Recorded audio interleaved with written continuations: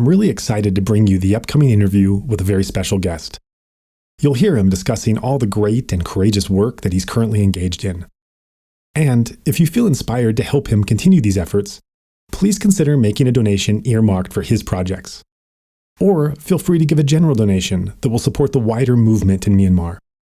Our ongoing support is so helpful and appreciated by the Burmese people during these dark days. Simply go to insightmyanmar.org/donation to contribute today. Or stay tuned to the end of the episode to hear more options. Now, let's hear from that guest himself.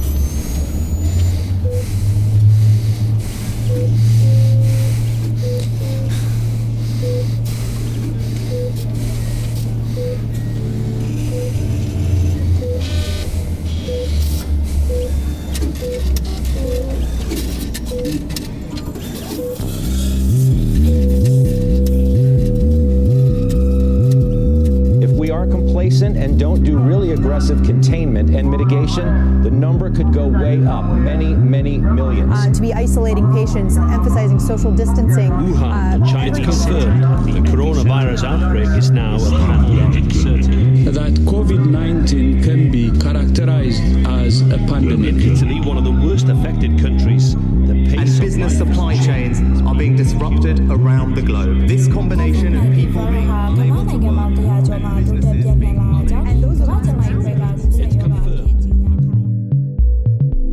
Ma'i is a Dawe activist. She was interviewed on March 29th. If I stay home, I start feeling depressed. This is my daily work. This has become my duty. When I woke up on the morning of February 1st, I wondered why the internet wasn't working. I didn't understand what was going on. Then a neighbor knocked on my door and told me that Myanmar was under a military dictatorship now. I couldn't believe it. Was it a bad joke? Was it fake news? I tried to contact my family and friends, but there was no phone signal. It was only after a few hours and once I was able to talk to my mother that I understood it was no joke. I live in a hostel with other youth in Hlaing Township in Yangon. I have been working for a couple of months as a monitoring and evaluation intern with an organization focusing on gender equality. I felt so confident and excited about the future. But the news of the coup completely changed my perspective on the opportunities that lay ahead. The military takeover was now a terrible reality we had been thrown into. I felt numb. I couldn't speak. What about my dreams? What about my future? Once the internet was reconnected, I was finally able to start exchanging messages with friends, making plans and organizing resistance, which energized me. First, we heard the things that might get back to normal after 3 days, so we stayed home, but nothing happened. I knew this wasn't a solution. If they had stolen our future, we needed to fight back and stand up for our rights. Shortly after, I joined the first protest with a group of 8 friends. It took place near the Ledan Center, a big shopping mall in Ledan Township. The crowd was incredible. I continue protesting with the same group of friends. Some are Kachin, others Gayen, and I am Dawe. During the first weeks, we met many people out in the streets and made many new friends. The unity of the crowd was so impressive. People respected each other and many were giving out donations. We organized ourselves online day after day. Throughout the march, however, we have been going into the streets less and less.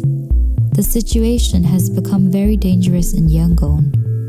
It is basically a battleground, but only one side has guns. But in Hlaing Township, Generation Z is still out in the streets, taking huge risks. Boys are worried about girls being at the front line.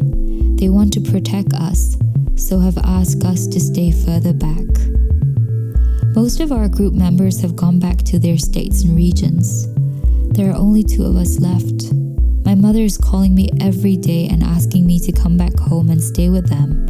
She is very worried. But if I go back, I won't be able to join the movement. My hometown is small, and everybody knows everybody.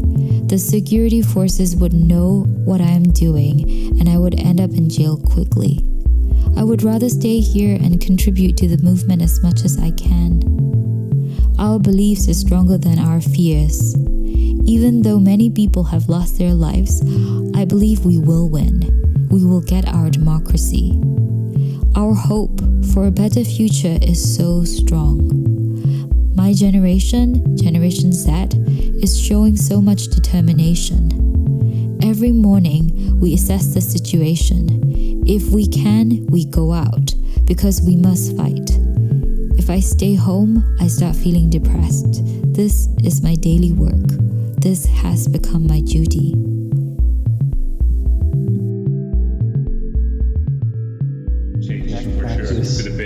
We will realize, see an opportunity in this situation. Please make your compassion and loving kindness to the people. You have done Due to COVID-19, the meditators become more conscious. They can certainly can use this time to grow in Dhamma. Kick out your negative minds. People can become closer to each other. Please send in metta to all over the world, all over the universe. See an opportunity. Practice and let's work hard more and more for sending loving kindness. People can learn how to love each other, how to love, seeing new horizons of life. We do see some positive aspects of this corona crisis. We're all sitting in we see that in a sense that brings people also closer together. People getting closer together and watching out for each other. We have more time for our families, for the community, and time to meditate. Please make your compassion and loving kindness. It was kind of actually very warm and very, very kind of them. Stabilize the heart. This reminder of this uncertainty of life, where we don't know. See what we can do and what we cannot do, what we can accomplish and what we cannot. Remember peace in the face of suffering.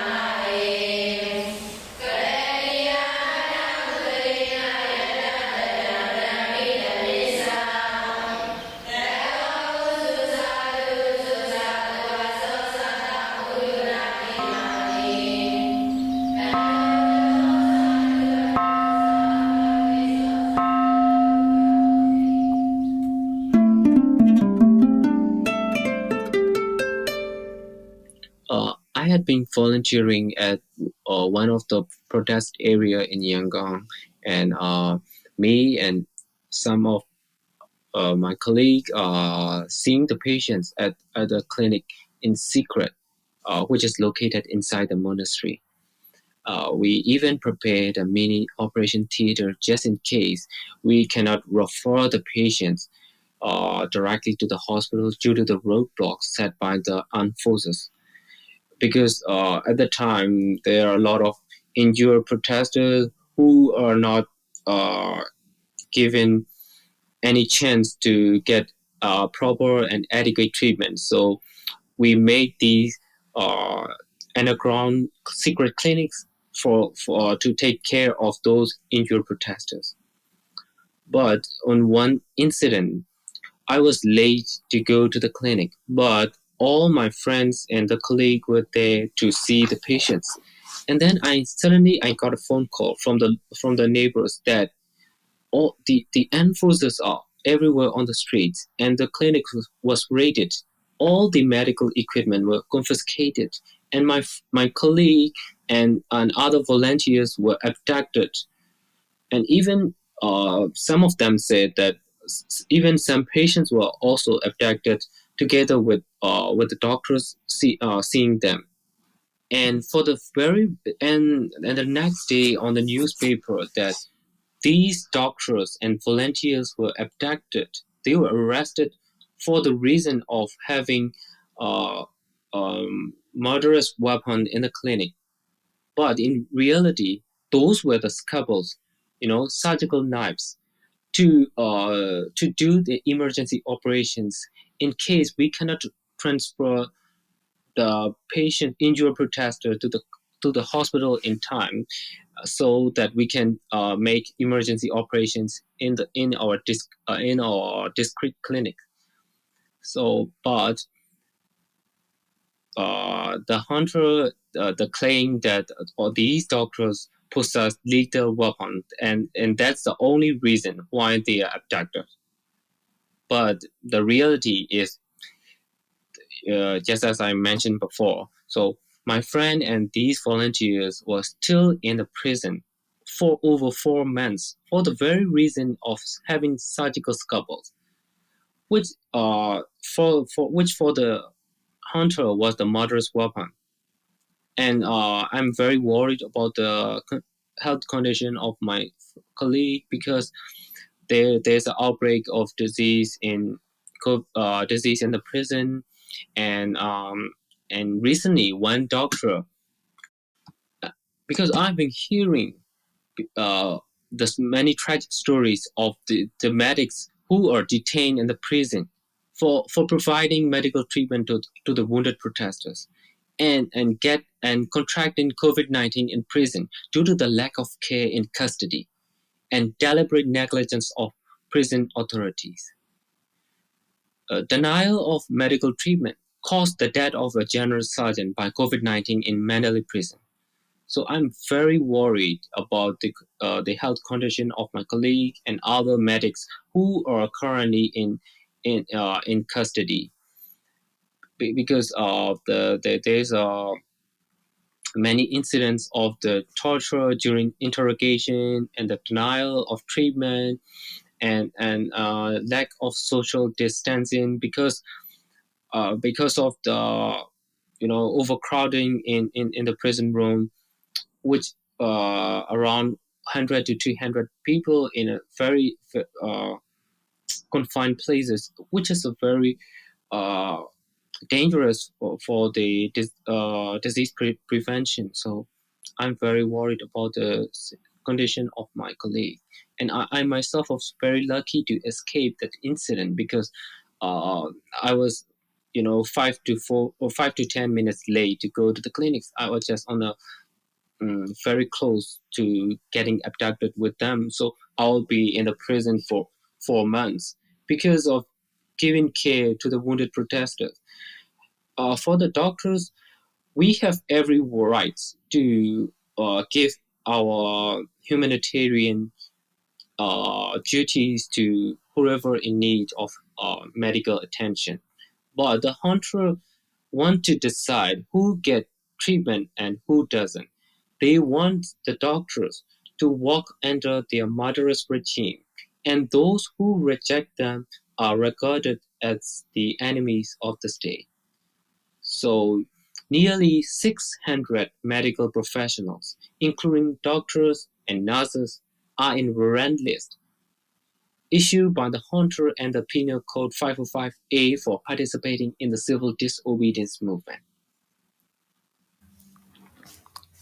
Thank you. So I'm speaking to Dr. Troy here, and he's been administering his duties as a doctor during the past 6 months of the coup, and has just described a harrowing story in March when he and his colleagues were administering to protesters who'd been injured by the military, and they were working out of a monastery. They had to do so somewhat in secret, because as the military is going after the medical staff with a real level of anger and vengeance for their role in CDM, and also for their help in bringing aid to the workers. And in this story, you mention how because you had been just 5 or 10 minutes late, you escaped abduction, torture, being in a prison cell. That was just a narrow miss. Your colleague, unfortunately, did not. So that's really quite tragic for you to have to process, I imagine, that because of circumstance, your close colleague was taken and you just managed to escape, and he is still in prison and you don't know his circumstances. I'm just wondering, mentally and personally, how have you made sense of or processed just this luck of the draw that he was in the wrong place at the wrong time and you happened not to be? How have you been able to understand that or come to grips with that? Yeah, totally. That incident came as a shock to me, and I wasn't even, I didn't even know what to do next, because should I escape or should I contact the my professors to inform of this incident? But I'm not sure whether they can make a difference in that. So I just decided to go in hiding for a few days, and I even had to change my location for the security concerns, because of I've been seeing patients at the clinic for many times, but I was just lucky. I was very lucky to escape that incident, but he didn't. And what you just mentioned about wrong place at the wrong time, I don't think a doctor being at a clinic is in a wrong place. It is just a wrong time and the wrong military, wrong regime. That is what we are fighting, even risking our own lives. Many doctors are still refusing to return to their work and their country's healthcare system, even amid the COVID cases.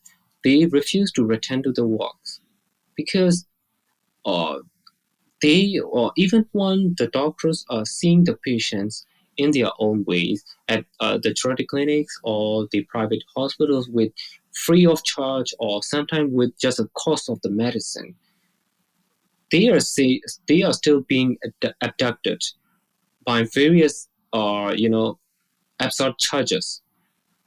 The Honcho claimed that the doctors in Myanmar are committing genocide by participating in the CDM, but in reality, they are the one stopping the doctors from giving care to our own citizens and own fellow men. Doctors are still seeing the patients, but as they see, the Honcho is the one making it impossible. Right. So on that day in March, when you were working underground at a monastery, delivering aid to the protesters who were injured, were you aware of the risks at that time that something like this could be possible?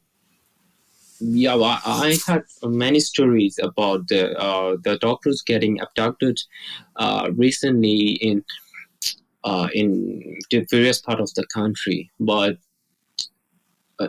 we feel like it is our responsibility and duty to take care of the injured protesters. We can just let them die and do nothing.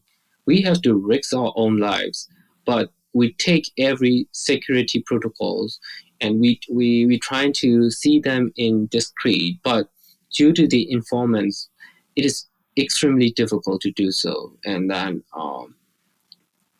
to answer your question, we know of the risks, and we take every precautionary measures as much as possible, but we need to do this despite the risks to save the lives of our own fellow men, to do our duty, humanitarian duties. Yeah. Right. And I'm wondering, did anything in your background ever prepare you for the things that you're facing now? I'm not sure how open or safe it is to talk about your background, so whatever you're able to share, and whatever you have to leave out is fine. But did anything in your background or training prepare you for the kind of things that you're having to do during these 6 months? Yes, thank you for the question. But for the security reasons, I have to leave some specific information. So about that. So I think working as a volunteer doctor for many months, even before the coup, and I'm trying to go to the remote areas to see the patients with the medical volunteer teams, and I'm trying to collect donation from the community, and then deliver the humanitarian aids to those in need with the help of my colleagues. And when the coup happened, the number of deaths are rising rapidly due to the attacks by the hunter. So that's why I try to focus on taking care of the wounded protester together with a colleague who share the similar interest, despite the risks we had to take. So this was really a decision that you had to make early on of how much risk you wanted to take in order to help the people, which was quite different from your ordinary background and ordinary practice, where you were sworn an oath to come and help people in any capacity, and your own safety or well-being was not really part of the calculus of having to help others. Suddenly, you're now faced with the decision of knowing that to any extent that you help others to recover from an injury or anything else, you're directly putting yourself at risk. And so you have to determine how far you're willing to be prepared to do that. Yeah, that's right. And another reason is we have to fill the void of, we have to fill in the healthcare system that is left by the civil disobedience movement. We have responsibility to cover for the public health system, while our colleagues have to participate in the civil disobedience movement. And we have to support them and fill in the spots that is left by this movement. And we feel that it's our responsibility for the sake of our country. And we totally understand their decision, because they believe that the country is in the emergency state, and it is needed to be safe first. So as you made that decision, that's really quite a profound decision to make, that you are now willing to place yourself in harm's way in order to continue helping others. Can you tell us a bit about what went into actually deciding to do that? Was that a difficult decision to make, or was it automatic, or what factors went into play as you were deciding to what extent you were willing to be involved and put yourself on the line? Yes. The first reason is the one I've mentioned before. That is to support the mission of all the doctors in Myanmar to protest against the murderous regime, to stand for the justice, and that's we feel that it's our responsibility to join the mission of the whole doctor. That's one of the reasons. But of course, there are many risks we have to take, and there are many incidents that the family members of the activists or the CDM doctors were abducted instead of them, because they couldn't find them at their homes. So it also put great risks to our own family. So it isn't a big small decision. We have to take a lot of risks to make that decision, and but we don't have any other choice. So yeah. So I'm sure in March, after what happened with you barely escaping and your friend being abducted. And to this day, as you mentioned, he's in prison. You don't know his welfare. I'm sure that this was a real moment of realizing experientially the dangers involved, even if you knew before that the risks you were taking. This was actually an incident where you were face to face with that danger and that evil right in front of you. And I can't imagine how traumatic and difficult that must have been to live through that, and how terrifying and how scary. So after this incident happened, did you reevaluate it all to the extent to which you wanted to be involved? How did that affect your commitment and your level of involvement now, having this near miss for yourself and having your friend actually taken away? Yes. Those active attacks on the medical professionals are affecting all the doctors. Some of them have to, give up on their medical doctor license because of they participated in the CDM or in the white coat strike by the doctors. They have to stay in hiding. They have to see the patients in public and continue their current works. They have to this changes their whole life.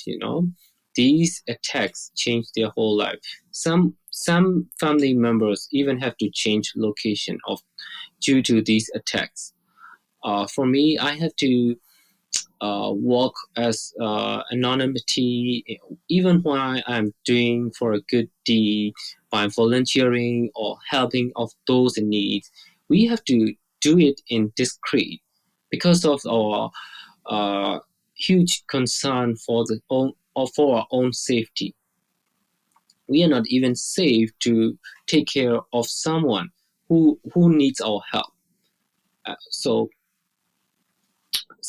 Sometimes there are cases we couldn't get proper medical treatment due to the roadblocks set by the armed forces and due to the attacks on the medics. So these incidents make us feel like the crushing guilt of a helpless doctor who could do nothing but to let the patient slip away to death right in front of his own eyes. I'm so sorry. The inhumanity of that is really hard to imagine at any level. I guess I'm wondering how you do make sense of it. I don't know if one can, but I'm wondering the feelings inside you when this is happening, that your sworn duty to help people and provide aid, that there is this active force that is doing everything it can to prevent and even try to cause harm to you for simply, as you say, doing a good deed and trying to help someone else out. How does that feel to you to have to be faced with that day after day now? Because we feel like we have to speak out for those who don't have a voice anymore. We have to fulfill the duties for those who are currently detained or who are even outright murdered. And that we feel like it's our responsibility and our duty to fill the gaps that is left by them and our colleagues who are still continuing their civil disobedience movement under these dangerous and difficult conditions. So the doctors who are so far safe feel like it is our duty and responsibility, even amid those dangerous and security concerns. We feel like it's our we feel like it's our it is we feel like it's our group mission. Even if someone is abducted, we have to double our efforts to fulfill that mission, no matter what dangers or many difficulties we face. we have our common goal, and we are very united, and we are not going to give up now or never until we achieve the true democracy of our country. So in the statement that you just said, I noticed that you responded a number of times by saying we, and that seems to infer that you're speaking not just from yourself, but from like a larger peer group of doctors who are in this together and having mutual support and solidarity and everything else. So what more can you say about that?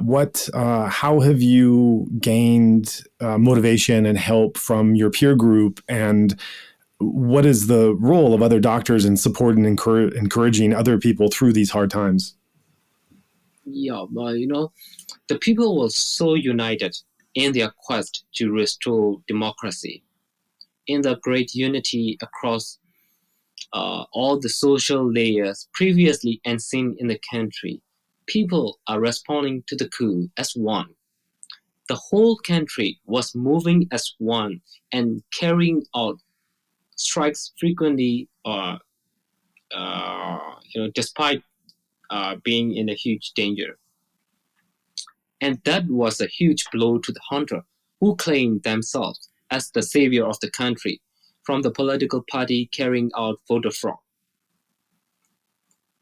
Yeah. And they claim that 40 million people who support them and struggling economy after the COVID-19 will be prosperous under their rule. But and I don't think we need to say it loud that nobody in Myanmar believes their lies anymore. So after this March incident where you barely escaped, did that have any effect on changing the way that you went about your work? To be honest, it's very difficult for the doctors to give emergency life-saving measures to those who are injured in a protest. And in some incidents, the attacks are directly targeted towards the doctors first, even before the protesters. So we feel like we are being targeted systematically by the junta. One for the for being participated in CDM, and the other for giving care to the protester who they claim as their enemy of the state. So it's very difficult for the doctors to give medical care to the protesters. So we believe that the other solution is to give medical education of the basic first aid measures to everyone, so that everyone can save lives.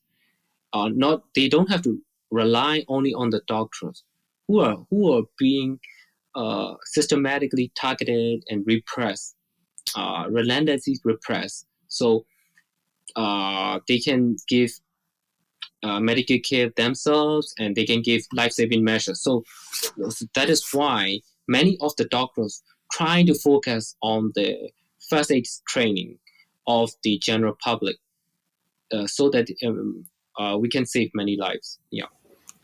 So you've begun to start organizing and administering first aid training courses for protesters to come and learn themselves. Is that correct?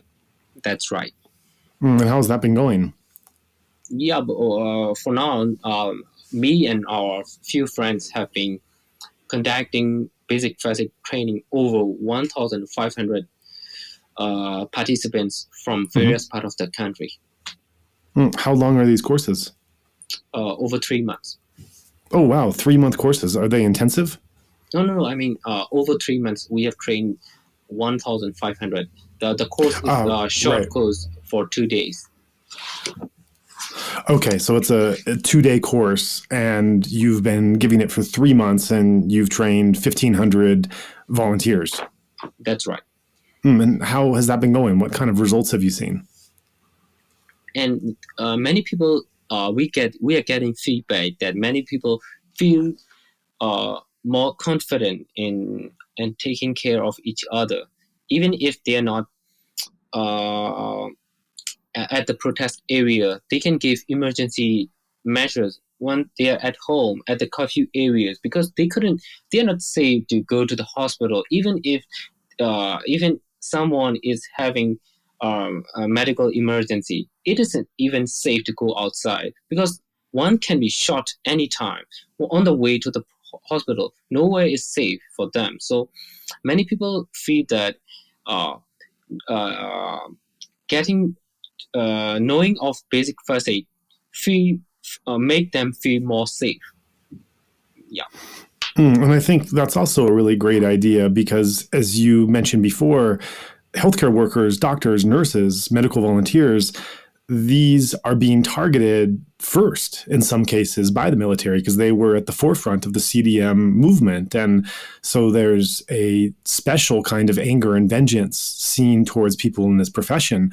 That seems to me a very brilliant and innovative way to respond, that you are now taking those skills and you're dispersing them and sharing them in basic qualities to as many people as possible so that they don't rest in those few professionals that could be easily targeted. So I spoke to a young doctor at the beginning of the protests, and one of the things that he mentioned was that before the street marches really started, he and a number of doctors attended online sessions talking about the kinds of injuries that they expected they might face. And they learned this training through these online seminars. But when he actually went to the front lines, he then saw things that nothing could have prepared him for, no matter what he had been discussing in the sessions. People missing limbs and blood flowing freely. Of course, headshots where there's nothing you can do to someone who's just been shot in the head, and any number of other just very gruesome and bloody and horrifying injuries that were in front of him and that he had to face, and that this training, however well-intended it was, could barely advise him on what it was like to actually be in those wartime conditions. And I think that's probably true of medics anywhere. I think even war medics that do training before they actually go off to the war, nothing can really prepare them for the carnage that they're going to see and the chaos that they're going to find on the ground that is very different from an operating room. Even for doctors who've seen some terrible things in an operating room, wartime conditions are in fact quite different, and it's hard to have adequate training for that. So what has been your experience and the experience of those you've worked with, and seeing what you've learned and what you've studied, and then what it's actually been like to be confronted with the actual real conditions that you're facing? Yeah. Personally, I didn't have to face many horrible injuries by myself. I think some minor injuries and some blunt trauma due to the attacks by the parents, by the armed forces. But some of my colleagues have seen many injuries who were very severe, like just the one you mentioned, that around amputation of the limbs, and some of my colleagues have to make suturing of the wound with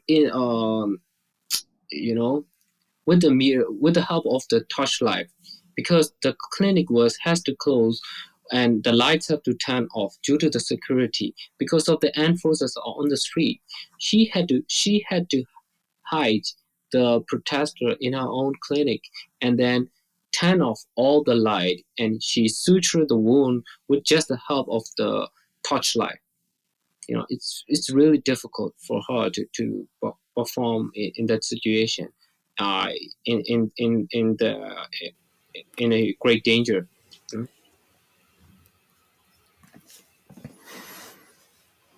Right. What can you say about some of the other conditions that you or your colleagues have had to face that there's no real preparation for? Yeah, on one incident that happened on 27 March, there are many tragedies that happen on the day because of the many people protest on the day, and there were brutal crackdown by the armed forces. And we even prepared a medical team with medical officers, surgeons, emergency doctors, orthopedists, and general practitioners. But we didn't have chance to take care of those who needed our help because of the roadblocks on the armed forces. We know someone was shot on the abdomen, and that could be potentially saved if we were given a chance to take care of them, and he get to transfer to the hospital in time. But we didn't even get chance to go to the patients because of the roadblocks by the armed forces, and the police, the armed forces are shooting everyone they see on the road because so that we couldn't go to them, and all the patients can be carried to our clinic because of these systematic attacks by the hunter. So we even prepare to be transfuse blood with donors. We even prepare mini operation theaters, but they are using, they are attacking systematically so that those injured protesters couldn't be saved. Mm-hmm. That's what I experienced by myself. Did any of this come as any surprise to you? You obviously know the military from being born and raised there, but we haven't seen this kind of cruelty in a number of years. So as you're directly experiencing this level of inhumanity and even evil, did this come as any surprise to you, or was it really what you were expecting from the start? Yeah, to be honest, we didn't expect this because because the youths like us have been living and the democracy by which isn't even a true democracy, but our country is moving towards the democracy, and everyone has the rights to speak, and we don't have and we can get the sense of freedom, so that we didn't know about the brutality and by the hunter, so that we didn't believe that they would be such inhuman. So we can only believe our eyes, or believe it when we see this by our own eyes. And to be honest, when I see them killing our own people, I see them as the monsters in uniform. I don't see them. We don't feel like they are even humans. They are just like monsters who are wearing military uniform, because any human being won't be that brutal, and no one would be happy to shot someone on head. There in even some videos on the internet that when the armed forces can shot our civilians, our pro-democracy protester on hell, they celebrated with the dance and with some of the armed forces, like they shot some animal on the head. They are celebrating like a victory. So that came as a shock to everyone in our country, and that motivates us. If we don't continue our walk, if we give up here, our future generation have to live under this murderous regime, and that this isn't just about us. This is about the future generation of our country and the future of our country. Yeah, that's what motivates us. Right. So it seems that during the protests in March and April were quite bloody crackdowns of daily death counts, and there were some terrible things happening on the street. And I think that the military was probably hoping that, as in previous times, this level of open brutality and cruelty would scare the people back into their homes, and the enthusiasm for the protest would kind of come to an end. But instead, as you have said, it actually inspired people's a commitment to resist even stronger given what was happening. And my question for you is that since around April or so, the cruelty and the killings that have happened on the street have not been happening to the same extent. I think that was probably a calculated decision by the military to not want to keep getting international attention for all these terrible things that were being shown on live video stream of what was actually happening. But instead, that doesn't mean the cruelty has in any way gone away or diminished. It's just not quite happening in front of our eyes. It's happening behind closed doors in ways that we're only getting little whispers of what's actually taking place. So as a doctor, I wonder if you have any more information about this. I imagine that these days you're not quite, well, these days you're dealing with COVID, which we'll get into in a moment. But before the third wave of the COVID pandemic, I imagine you weren't administering aid to the same level that you were back in March when there was much more violence on the streets. But that doesn't mean that the violence isn't happening. It just means it's away from our eyes and our knowledge. And as a doctor, I wonder if you have any information or awareness about that transition taking place and the level of beatings and torture and killing that is still taking place, but just away from our eyes. Yes. Even amid the deadly COVID crisis, the attacks on the medical professionals and the attacks on the pro-democracy protesters continue. And many of these incidents are not widely known or reported because of the nationwide communication cutoff and information blackout. And around 1,000 people has already died due to the direct actions of the military armed forces, and that is only due to the that's not even counting those who are indirectly affected by the coup, like those in those who have to leave from their home and flee from their home and hide in the refugees, and those who don't get require medical treatment due to their security concerns, and who couldn't get medical care and died due to the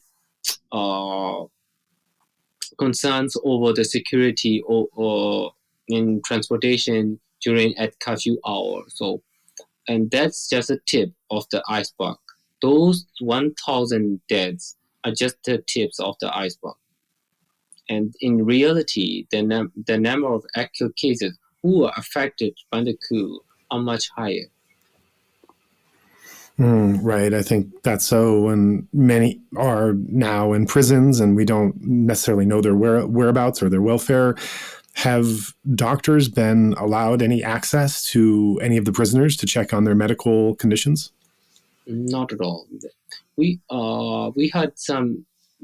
We heard that there used to be clinics in prison, but according to our update information, that there of course there are still clinics, but they are not seeing patients. They are not taking care of. They are not giving any medical treatment of those sick and injured prisoners. Many denied medical treatment, and just recently, our General Sergeant died of COVID-19 due to the denial of treatment by the military regime. That's just an example. Yeah. Mm-hmm. And then with all of this, then we move into this third wave of COVID. If this all wasn't bad enough, we now are seeing COVID hit Myanmar to greater extent than almost anywhere in the world in the past year and a half. So before we get into the third wave, can you give us some background on the first two waves of the history of how the pandemic has entered Myanmar before and how the healthcare system and the government has responded prior to the coup, just so we have some background and context to understand what's happening right now with the third wave? Yes. On 10th of October 2020, during the second wave of COVID-19 in Myanmar, we had the highest number of new cases of COVID-19 per day of all time, with 2,158 new cases. This number later fall into relatively more manageable 218 new cases by the end of January 2021, one day before the coup. The number of active cases on the 31st of January 2021 was 11,942 cases. Myanmar was also one of the earliest country in the Southeast Asia to receive COVID-19 vaccinations and to start the vaccination program. On 22nd of January, the country received 1.5 million Covishield vaccines doses from India Serum Institute. Myanmar also purchased 30 million doses of Covishield vaccine doses, which would be delivered in batches. The country was also planning to start providing COVID vaccines to about 20% of its 54 million population in April 2021 under the Global COVAX Affordable Medicine Program. However, after the coup, the number of new cases dropped just to 21 cases on 9th of February. It stayed at very low number until 26th of May, where only 22 cases were reported. Starting from 27, the number of daily new cases surged exponentially at 96 new cases on the day, reaching a new peak on 1st of July with 2,070 new cases, the highest since the beginning of the coup, and a level and seen since all-time high in the season wave back in October 2020. So, and the daily records are breaking previous day records again and again, and it has reached to the 4,000 over a short time. So that brings us to the third wave. Can you share a bit about, in the last couple weeks or so since it's really broke, what we've been seeing with this new outbreak in the pandemic of the third wave, how it's been breaking and what the response has been? Yeah, it's quite worrisome. There is currently a shortage of oxygen everywhere. The number of people across the country are having breathing problems. And a 40-liter oxygen canister is going for $150 US dollar. Because of the panic buying of these canisters, factory cannot keep up with the demand of oxygen anymore. Everyone knows that the disease is now uncontrollably spread among the population. People are panicking and taking a cocktail of drugs in hopes of elevating the symptoms if they cannot prevent it. Many die indoors every day. New clusters are appearing everywhere. One can be killed by a bullet outside while protesting, or can be killed by COVID-19 in one's own home. Nowhere is safe for people of Myanmar. Right, and you mentioned that people are buying these canisters, which where the price is really hiked up. Of course, once you get a canister, you need to fill it with oxygen. And so what has been the possibility of getting oxygen refills in Myanmar? How has that gone?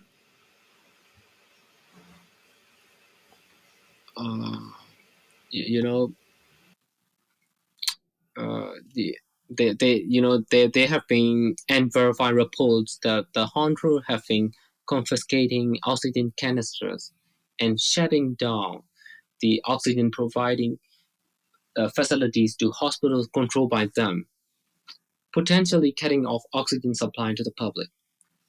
That has resulted in the rise of the prices of the oxygen canisters, and we are hearing many tragic stories of people who are dying because of they couldn't get oxygen in time, and I have many colleagues who are seeing COVID-19 patients via telecommunication, that many people are dying because of the lack of oxygen, and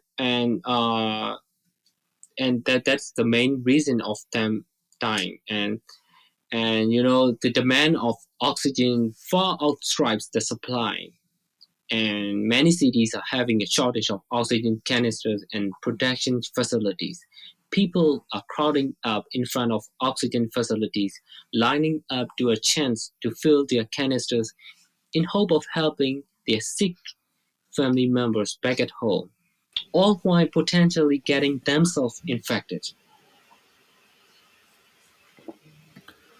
Yeah, that is just a nightmare situation. And you were describing before, after the coup, about what the doctors were trying to do to support the people during those first couple months of a lot of violence in the streets. Now we have the third wave of the pandemic, which is just unchecked and going like wildfire. So how have the doctors been responding to this third wave outbreak?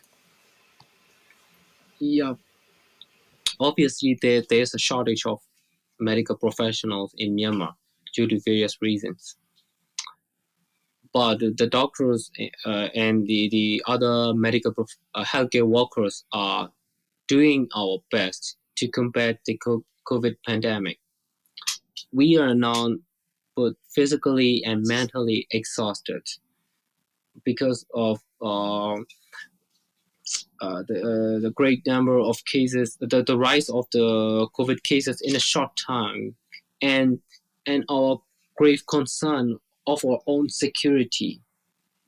So it's really difficult for the doctors in Myanmar to combat the disease. One, the hunter is actively preventing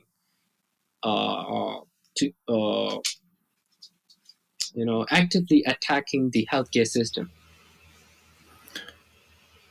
Yeah, no, it's hard to figure out how to make sense of it. And I wonder, what are doctors even able to do? The cards are so stacked against them. The military has been looking for them and abducting them since the very beginning in any form they give aid. So they have to go underground and give aid in secret ways. And then they're closing off oxygen factories. They're preventing the importation of different kinds of medical goods that will be able to actually help the people. And the doctors themselves are having to make sure they stay healthy and they don't contract COVID. So I don't know how doctors would even begin to respond under these circumstances. I think these are true heroes for even trying to do something in these kind of impossible odds. So what, with these limited options available, what have doctors and volunteers even been able to do to try to meet this overwhelming need and terror of the third wave that's coming out now? Okay, thank you.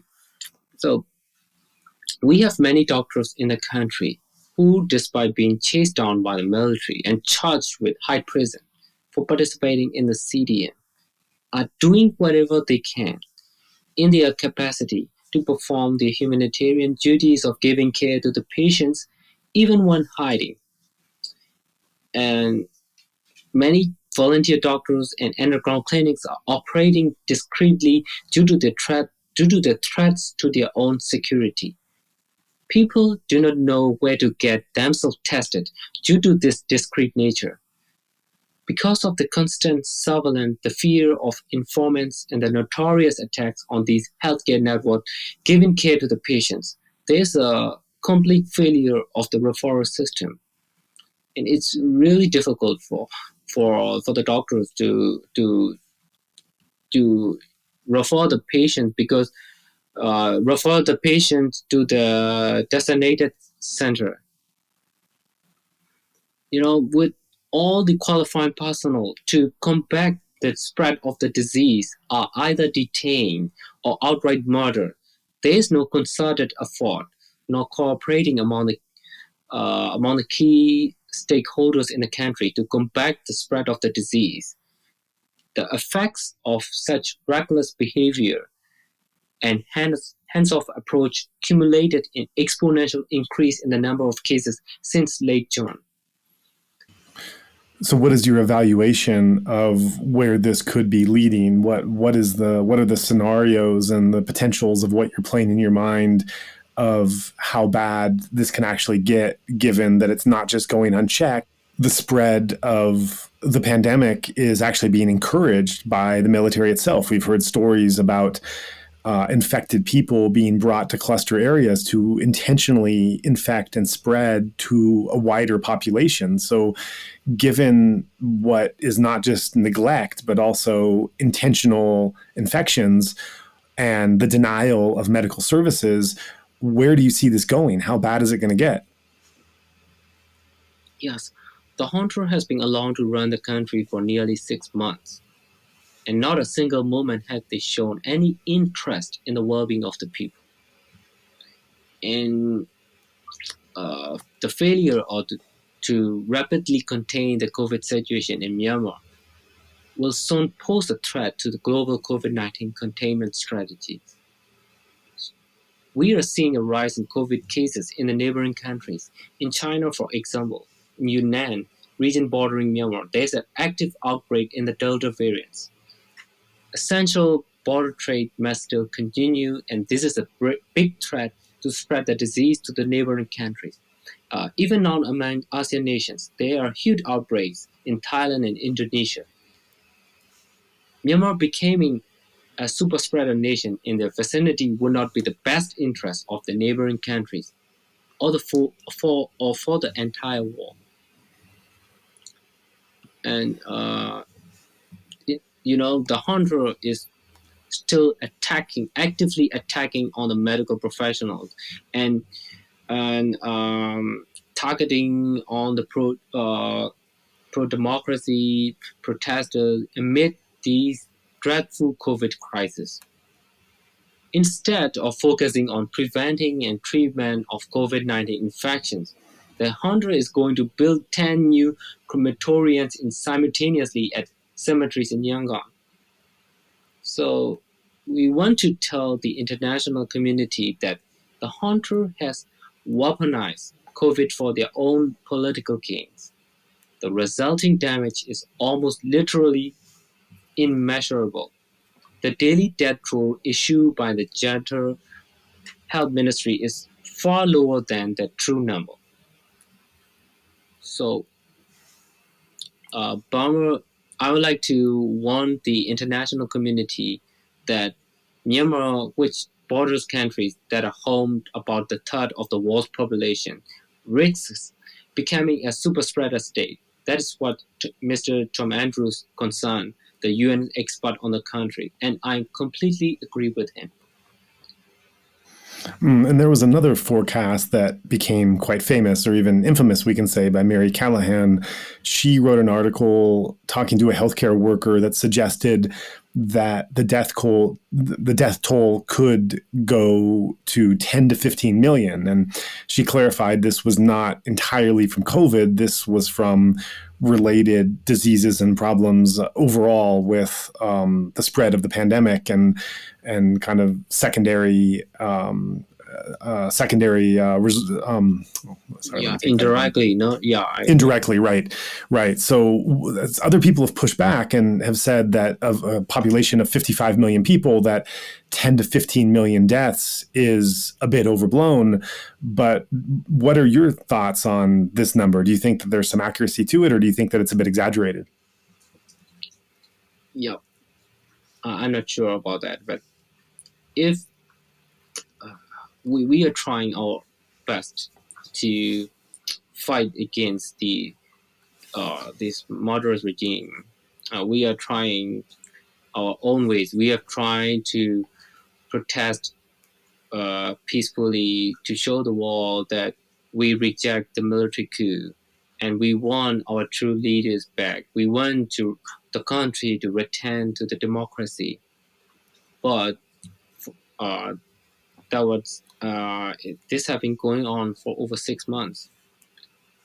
Over 1,000 people have died due to the direct actions of the coup. And as you have mentioned before, this is just the tip of the iceberg. There are many cases who are many people who are dying due to the indirect factors. There are many deaths, and I want to emphasize that if there is inaction from the international community and the United Nations, the number could be true for Myanmar. And we have been losing our people every day. And these people are not just nobodies. They are our country's future generations and the parents of these generations. And we are losing them every day. And we are seeing those tragic stories and hearing those tragic stories and seeing those incidents. And this have been affecting our mental health also. You know, it's really difficult to continue our how can I say continue living. We don't have social life. We don't have a true happiness. We because inside we are very we all of us are heartbroken because we have seen those tragic incidents and stories, and we and that's enough for us, you know. And I can't even imagine that. And you reference how the one thing the military has done is to order the building of more crematoriums.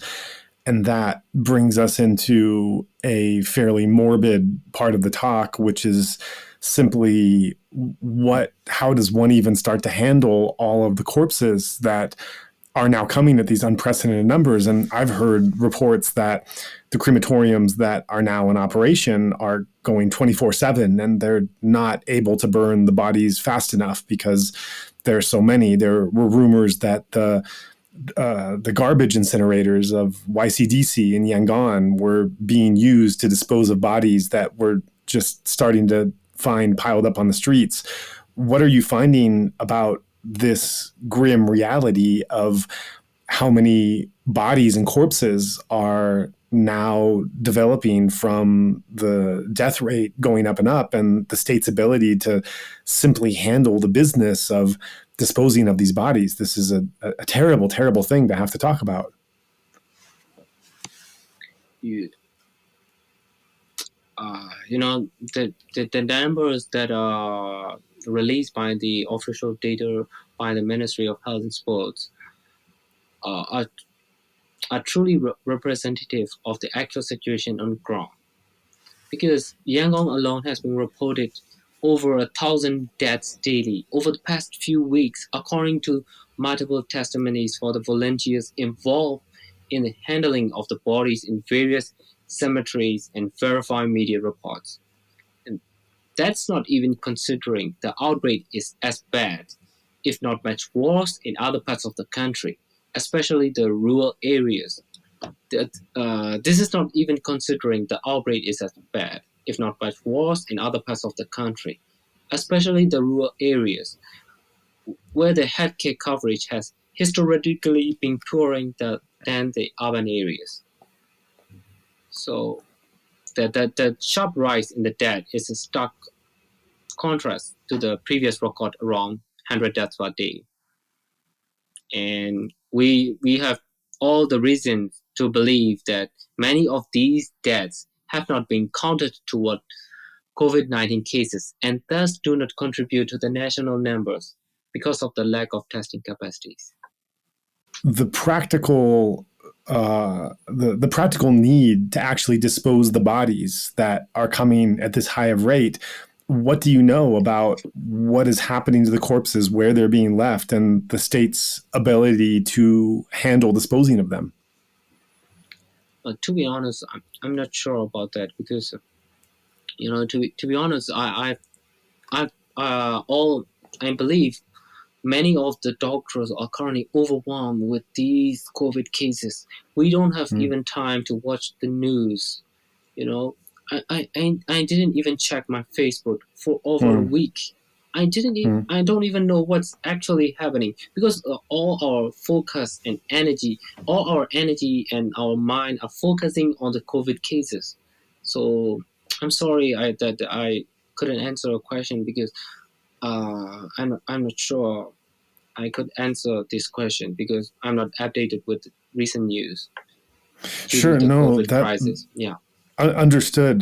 That's fine. And then on that note, can you give us some sense of what your normal day looks like during this third wave? What are you actually doing during the day?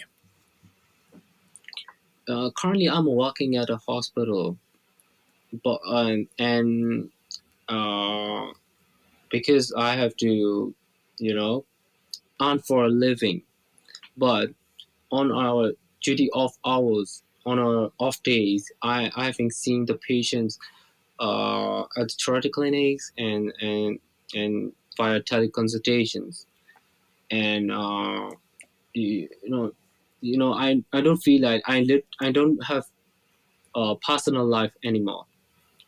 I haven't seen my mom for weeks because I'm super busy with these COVID cases, and all our focus is just on the COVID crisis. But still, we are losing many cases because of the lack of oxygen, because of the these medicines, the price. I'm not sure how to say that. The prices are going high rapidly. So there are many challenges that we are facing right now. So even when we are trying our best to combat the COVID crisis, there are many limitations and challenges in this current situation. And we even though we try our best, we don't feel like we have done enough. We don't feel satisfied. We don't feel good.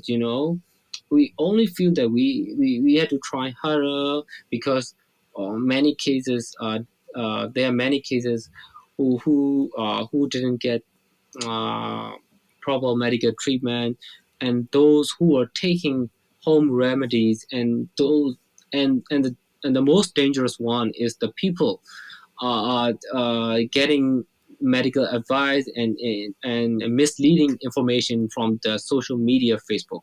And I've seen a patient who came with a stroke, and according to his CT head, he is having a hemorrhage in his brain. And when I get history from his attendants, he took all the information, all the drugs that he get from his social media Facebook to prevent the COVID, which includes the anticoagulant drugs. Those are essential in treating of COVID cases, but at the same time, these are really dangerous drugs, which need to be carefully monitored by the physicians, and they are controlled drugs. But the people for the people, they don't know where to get themselves tested, to get them treated. That the only thing they can do is to treat themselves with the information all they can get from the social media, which is really dangerous. And we are seeing they are having side effects from those misleading information and so on. Yeah. And as you're helping people out and administering this aid, are you concerned for your own safety? Yes. We are never safe. We don't feel safe at all in this situation, but we have no choice. We can only still in hiding and in this crisis because there's already a shortage of doctors, and many are died, and many are in custody, and some are dying due to the attacks by the armed forces. So we have no choice but to risk our own lives to take care of our own fellow men, even at a great threat of our own security. So knowing these risks and knowing what you're up against, where do you gather the courage to continue to help people in this way? Are there, I imagine there would be good days and bad days, and I wonder if there's days where you're overcome by fear or by hesitancy. And when those moments come where you're gripped by some negative emotion, how do you gather the courage to go out another day and help another set of people, knowing the risks that continually incurs when you do? Yeah, for every cases, there's always a silver lining. Even when we are living in such how can I say, tragic situation, we find the unity that we haven't seen in history, and such unity and generosity of the people. If that's the silver lining in the situation, and people there are many volunteers who want to help those in need and who don't care about their own safety to take care of others, and we believe that those I'm not sure how to say this, sorry, those people motivate us to continue our walks, and yeah. I'm sorry. I don't know how to answer the question, and we feel that it's the main reason is we feel that it's our responsibility, or as to fulfill the mission of the doctors who don't have a voice anymore and who don't have a chance to participate in the humanitarian duties. So we believe that it is our responsibility to fulfill that spot that is left by them. As an outside observer, it's really something to hear this contrast of such evil and inhumanity and terror on one side, and such courage and selflessness and sacrifice on the other, and to see these two forces pitted against each other, or at least operating simultaneously. There's something tragic in seeing these fundamental human elements at play in this moment. Yes. Right. This time it seems like it's really bringing out a depth of emotion and values on either side, and seeing them juxtaposed side by side is something that one rarely really sees in a dynamic or in the world. Yeah, totally. Yeah.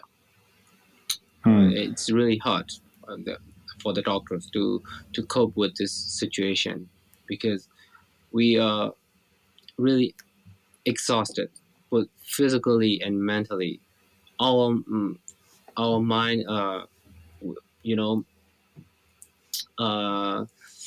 we are getting psychological traumas every day since the start of the coup, and it's really, really difficult to fight, to stand up again and fight. But feel like if we stop here, all our effort will go nothing. All the lives that have lost will go wasted. They didn't. Their lives are.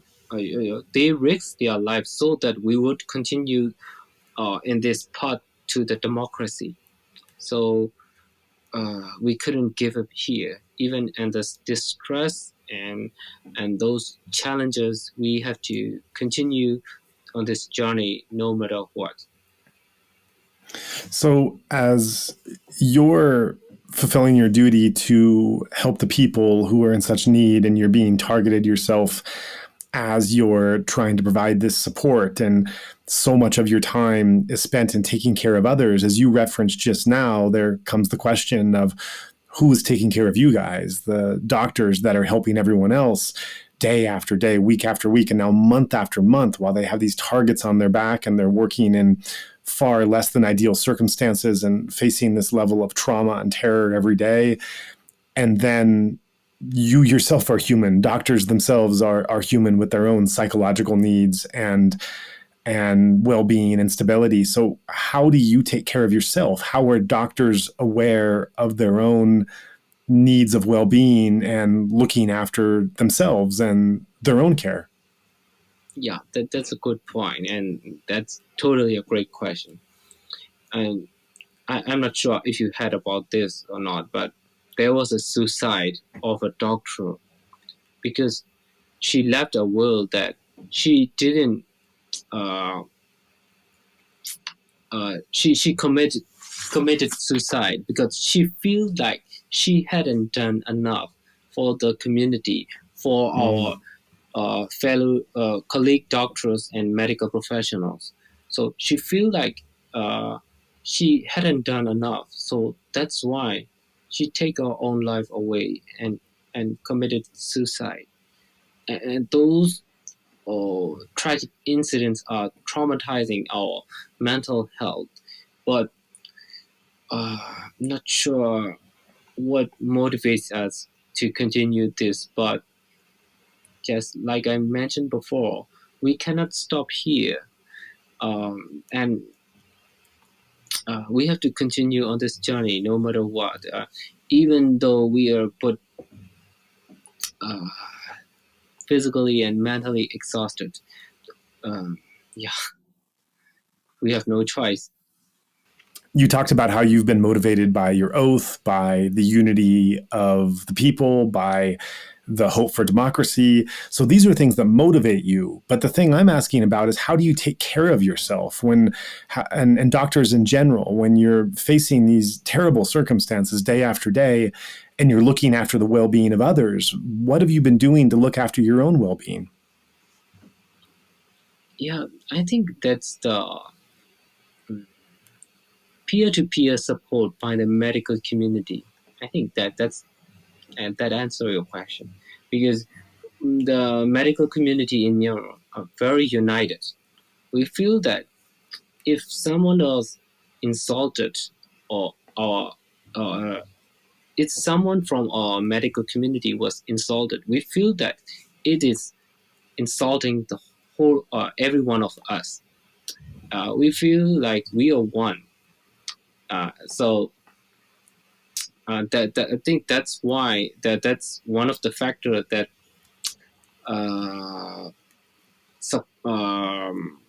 give psychological support.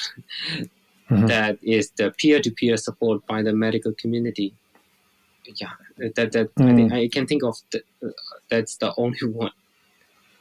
Well, that's great. That's great to know that that's taking place in some form. Are there any things that you do personally that look after your own self-care? Like I've spoken to others who pursue some type of meditation or some quiet time or some aromatherapy or various things they do in their own home that just give themselves that little bit of peace. Is there anything that you've pursued? I couldn't focus on mindfulness because of there are many things inside my mind going and many thoughts about what's happening next or the tragic incidents that happened recently. So it's really difficult to focus on mindfulness at this time.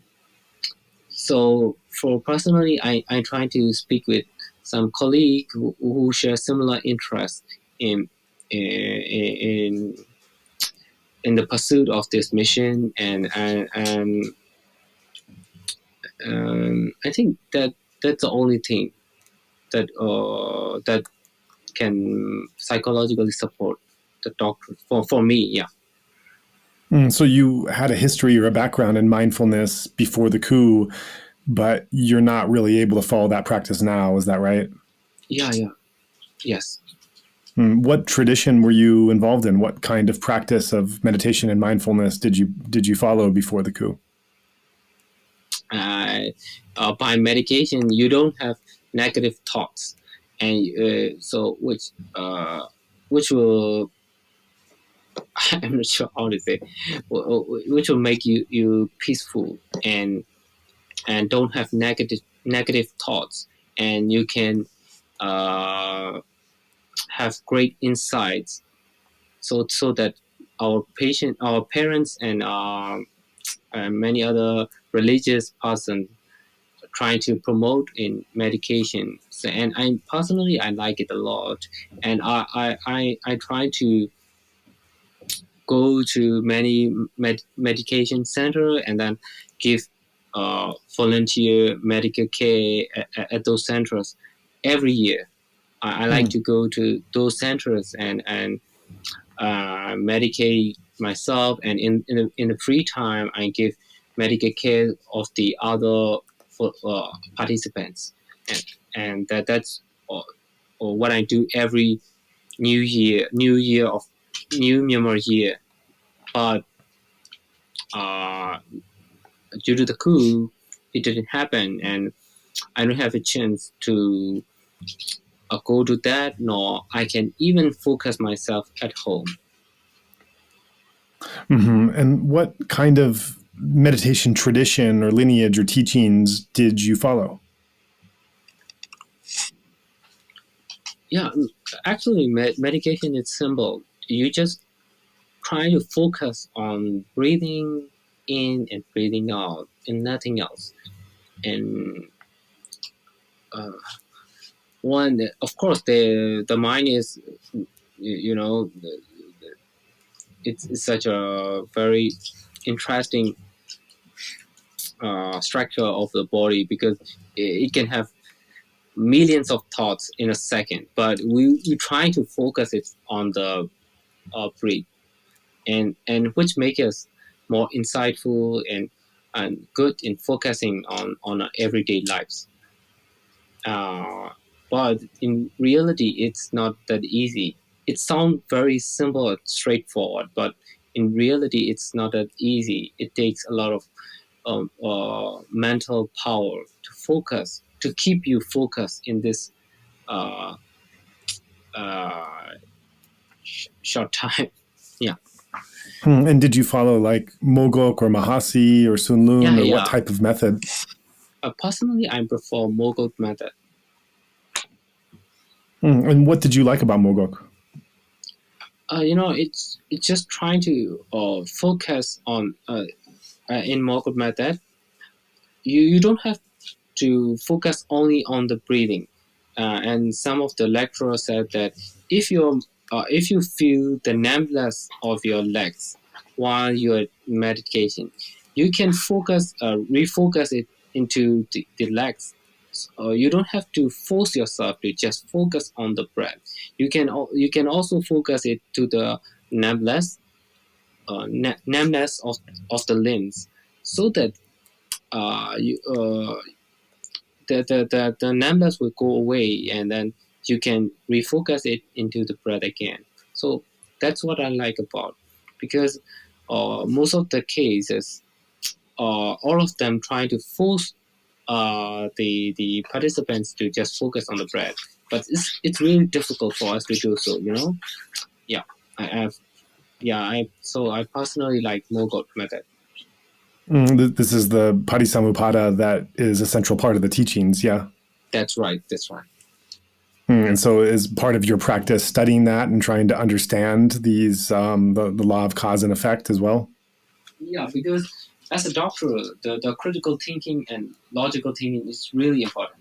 And medication promotes us in those thinking, because we have to make critical decision in a short time, especially in emergency cases. We don't have much time to think and decide, because every second is valuable. So we have to make most appropriate decision in a short time, and the medication can help us in doing so.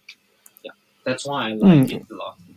Right. So you mentioned how even during the coup, you're not really able to follow any practice because your mind just simply doesn't have stability. But before the coup, you had a background in going to a number of Mogok retreats and committing yourself to the method. So even though you're not able to practice now, do you find that your background of practice before the coup has come to help your work now? Yes, I think that made me come even and focus on continuing my path against in the pursuit of this mission, even after facing those agonizing and tragedies. I can continue this journey with full attention and focus, and I think that's because of those training and those habits from the medication that I did in the past.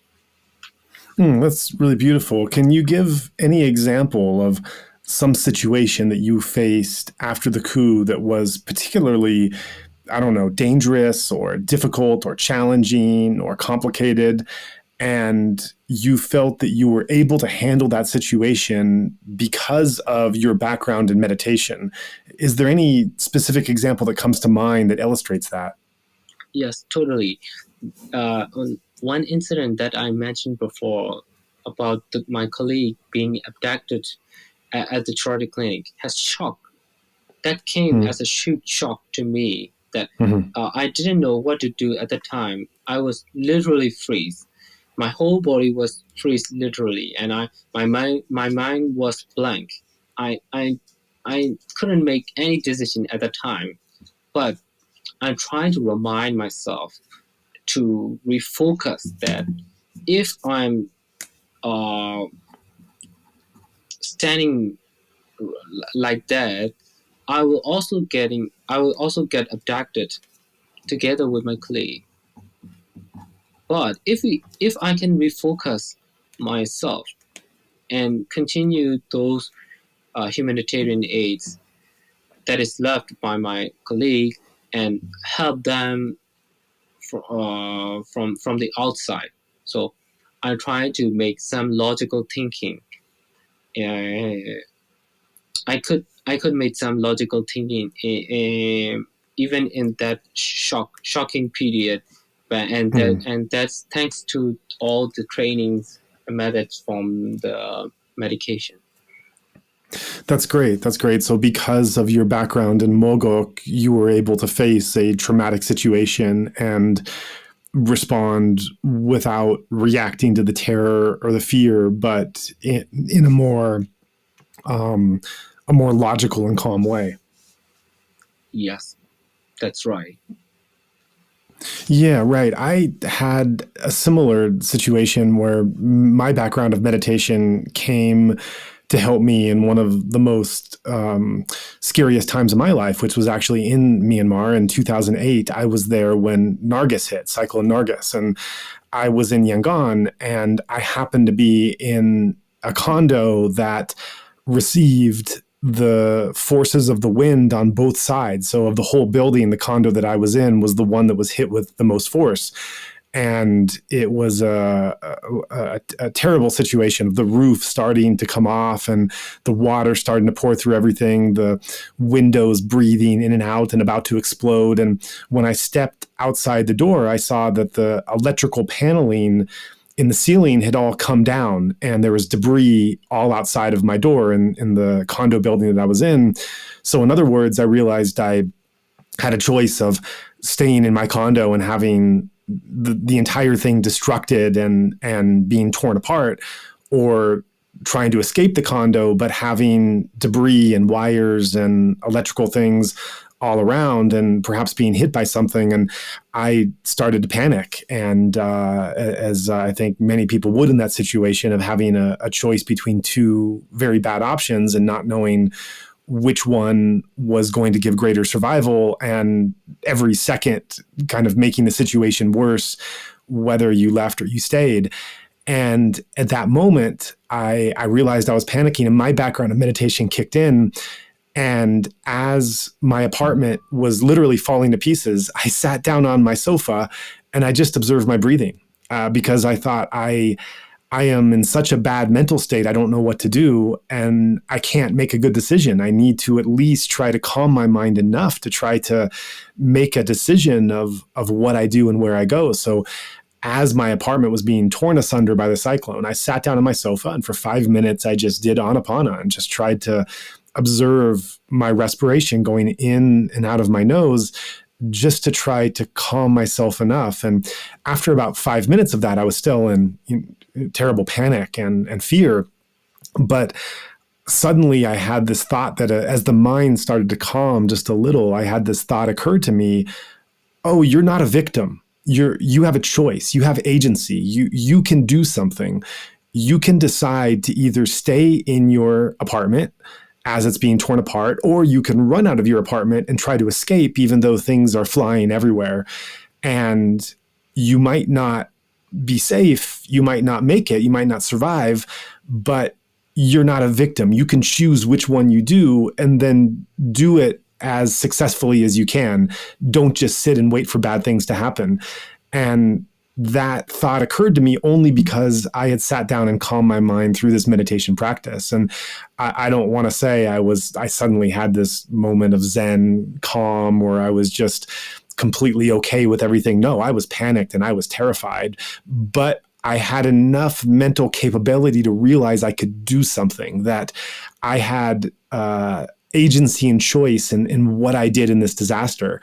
And so that moment in my mind shifted, and I thought, okay, let's make a detached judgment. Are my chances of survival better by staying, or are they better by going? They're not 100% in either case, but in which example do I have a better chance of survival? And then how do I do that in the best way possible? And so I just kind of sat and thought about it and reflected on it. And then I realized, I think that my chances of survival are better by going and trying. And I should mention, I was on the 10th floor and the elevators weren't working. So really, they were two bad choices. But I determined that it was probably wiser for me to escape than to stay. So with that in mind, I had a certain sense of fortitude. And I said, okay, I'm going to try to escape, and this is the best option for me, and we'll see if I can do it. And of course, I'm here now, so I was able to escape. My apartment was completely torn apart, and with water coming in through everywhere. But that was an example of me in my case, where in being in a situation of pure terror, the meditation training came to benefit me in ways that I didn't necessarily expect, and giving me just a moment of calm to be able to make a better decision. That's a great story. Yeah, totally. And thank you for telling me this. Yeah, that's a great story.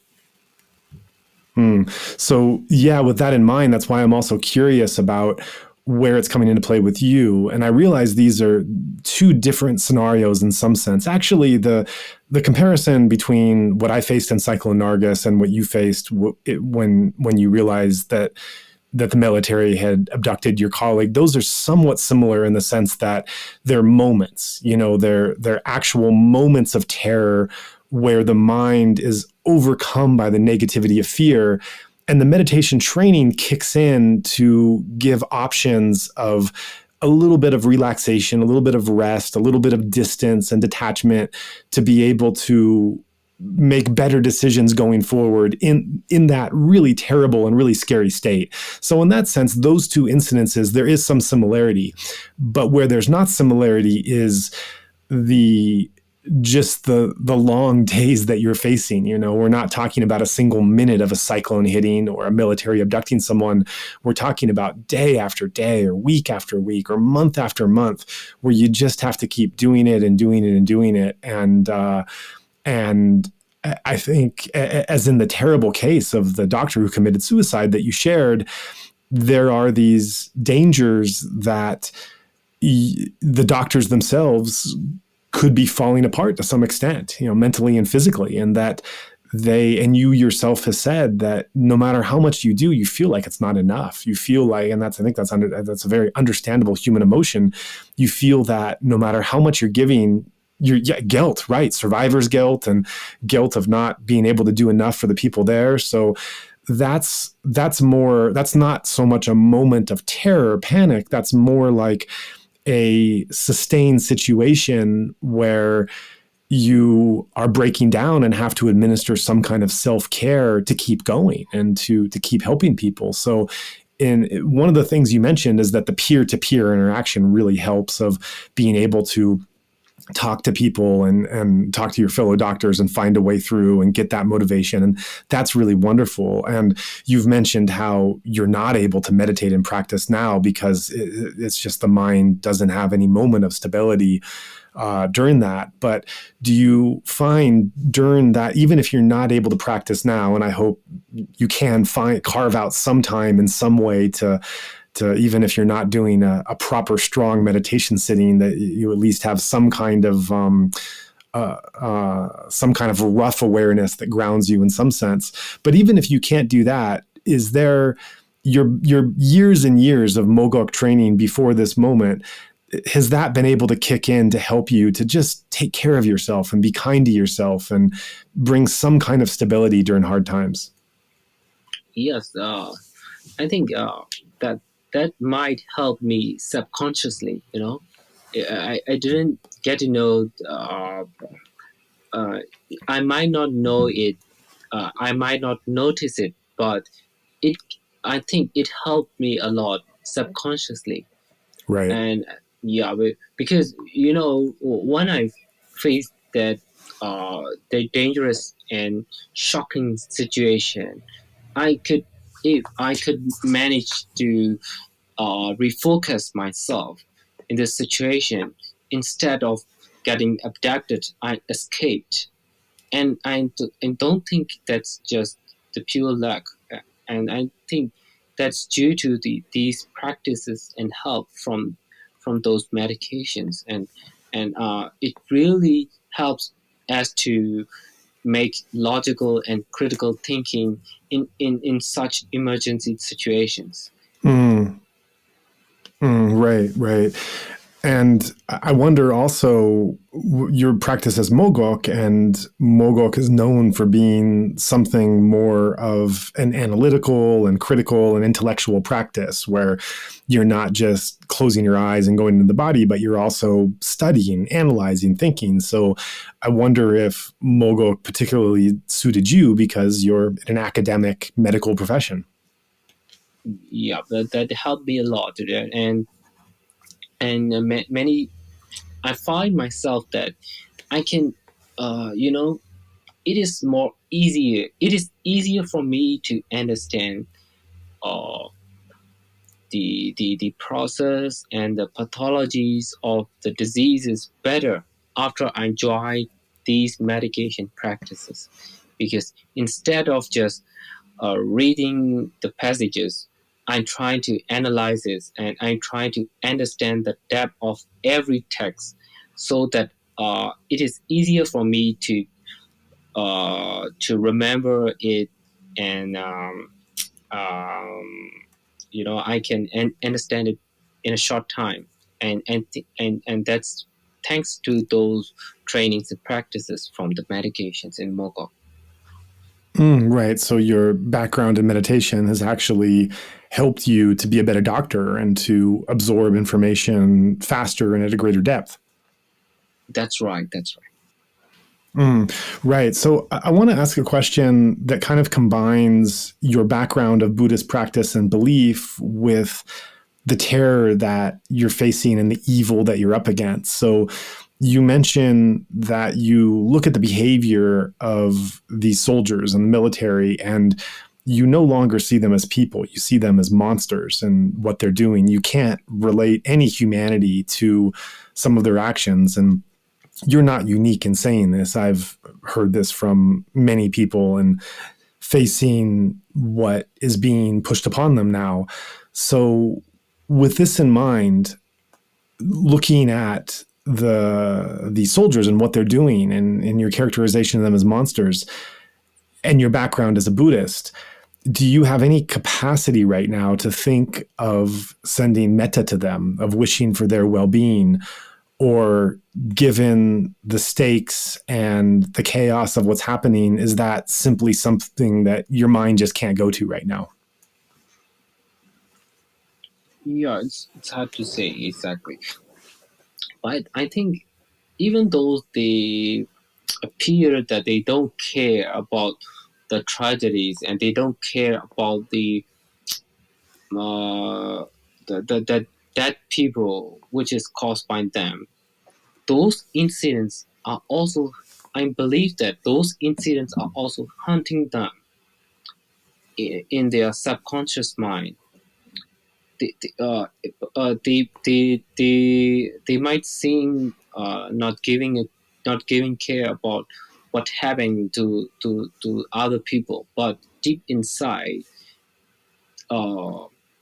these might even haunting them every night.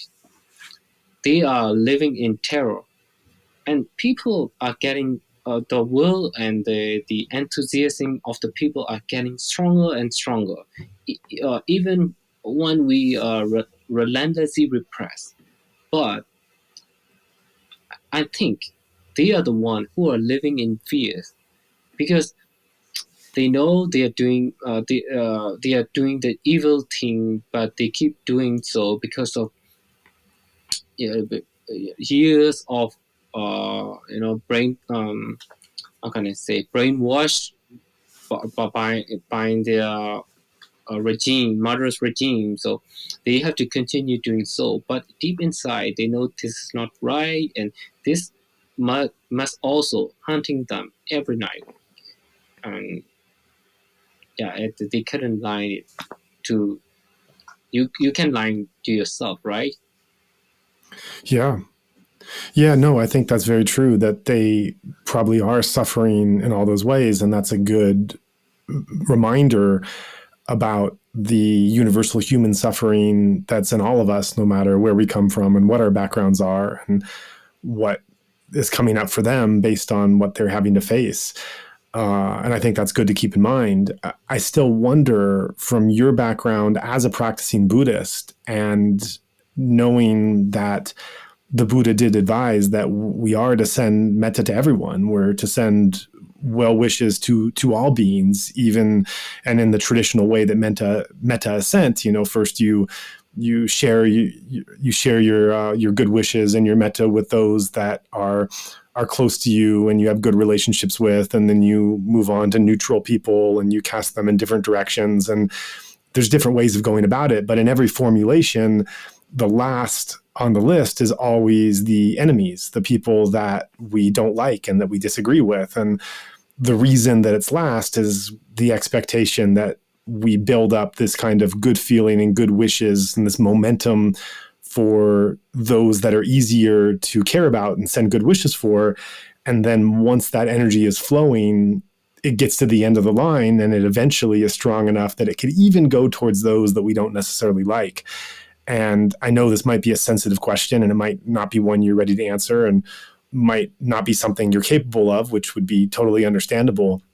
But I'm just curious if you feel that there's any ability right now to think of metta for these people that are causing you so much immense suffering and that causing the people that you're administering so much immense suffering, or if at this time that's just simply a place that the mind can't go at this moment. Yeah, totally. It's really difficult to say exactly, but the religion, every religion is deep.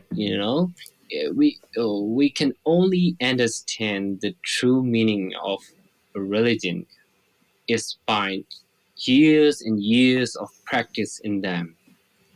We cannot say that it is not true because we don't know it in detail. We cannot. It's really easy to confuse the religion in this critical situation because in Buddhist we believe that what if you do good deeds, good things will happen to you. If you do bad deeds and hurt others, or the similar things might be happen to you. But it is really difficult to believe in that logic in this current situation, because military and the armed force has been hunting and attacking the innocent civilians, including the 1-year-old innocent child. But some don't think that they are not, getting the punishment and they deserve. So that's why many youths have became atheists because of this incident. But for personally, I believe that there are many things that we don't understand, and we cannot deny it because we lack experience and in understanding of the true meaning of it. That's why I'm trying to focus the religion and the current situation in a separate way. You can confuse with that. Yeah. There was a famous incident of the massacre in Hlaing Thaya that was several months back, and there was a doctor that was there trying to help people and became overwhelmed by the suffering and the carnage and the death and the blood around him, and ended up writing a kind of essay or poem about his experience that went viral and became very famous. And one of the lines from his writing that has been repeated over and over during the protests, I'm paraphrasing, he said something like, at one point, I just start to wonder, am I saving more lives with a scalpel or with a gun? And I wonder if you, as a doctor, have also had that kind of reflection, given the response of what's happening with the military. We have been trained to give medical care and taking care of the sick and injured. We are not trained to hold guns. We are not trained to have contact with the other people. So having medical knowledge and doing emergency life-saving measures, that's what we are expert on. So for personally, I believe we should focus on taking care of those, or giving health education of the first aid training, instead of those that we are not familiar with, because that would be a waste of human resource to the medical professional. That's just my personal opinion. I don't want to insult to other people belief and decisions. That's just my personal opinion. So that's why I just try to focus all my energy and efforts on taking care of the patients, and to give training to the general public as much as possible. Right. Is there something that you think the international community could be doing more to support you at this time? Yes, totally. Because just like I've mentioned before, the COVID situation in Myanmar is threatening the global COVID pandemic containment strategy. And Myanmar becoming a super spreader state is risking the whole world. So the inaction from the international will have consequences for the neighboring countries and the whole world. So and the people in Myanmar have been showing our democracy and in our peaceful protests and our movements, and we need international support as much as possible for those who are relentlessly repressed by the hunter. But some of the people feel that they are helpless because of they don't feel like they are getting enough assistance from the international. But I totally understand that there are many processes and difficulties that are faced by the international communities, and they want to help as much as they could. But I want to request to the international community that we are losing our future generations every day. So one day of inaction is the one day with unnecessary loss of lives. So we need urgent actions and international intervention as soon as possible. And medically speaking, are there things that the international community can do in a humanitarian sense? Sure.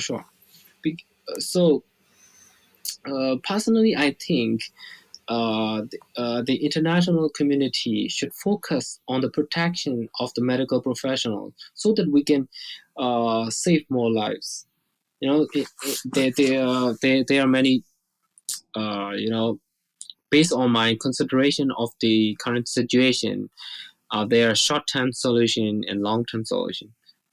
In terms of short-term solutions, I think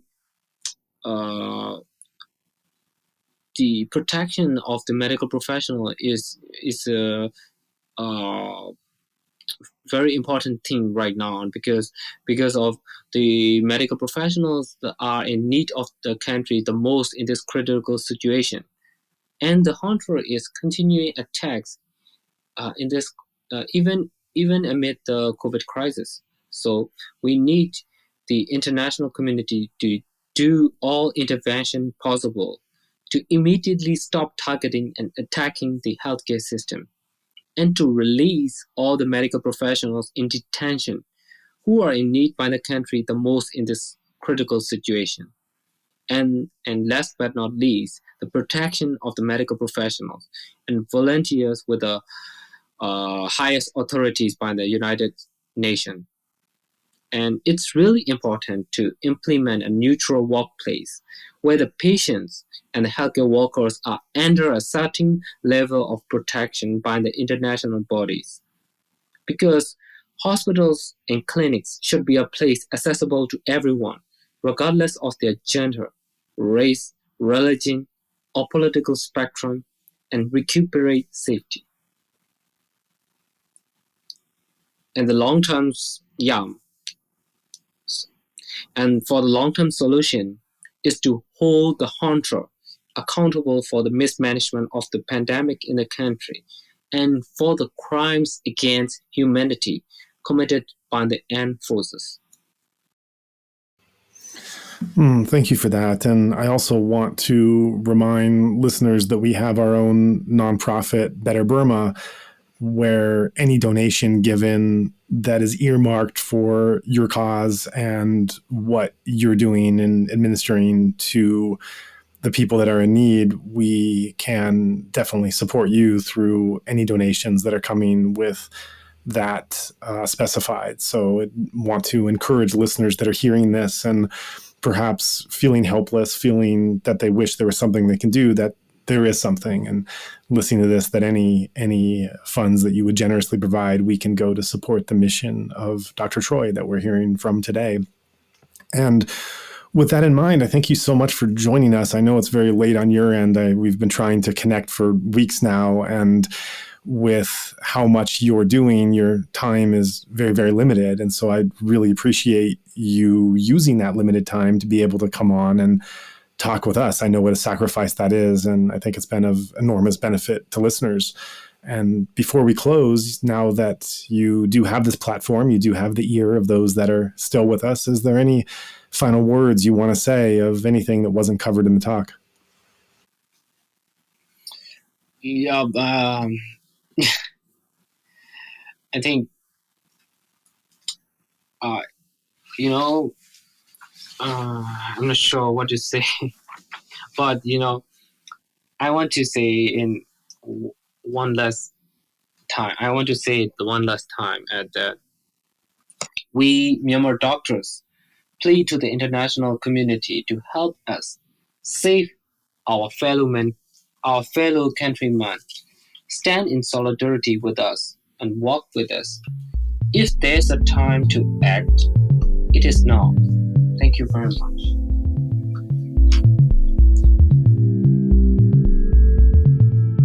After today's discussion, It should be clear to everyone just how dire the situation is in Myanmar.